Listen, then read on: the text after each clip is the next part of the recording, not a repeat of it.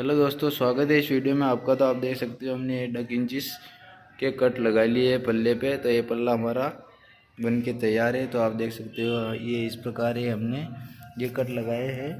तो आप देख सकते हो ये हमने 3 इंची के कब्जे का कट लगाया है और इधर हमने 1 इंची एक सूत का कट लगाया है ताकि कब्जा हमारा फिक्स से बैठ जाए। ये देख, तो आप भी दोस्तों 8 इंची यूज करें। 8 इंची कब्जा, इसमें साइड में भी कब्जा नहीं दिखता है और आसानी से कट भी लग जाते हैं। तो हम आपको कस के बताएंगे ये कब्जा कैसे लगाते हैं। तो दोस्तों देखो वीडियो कैसी।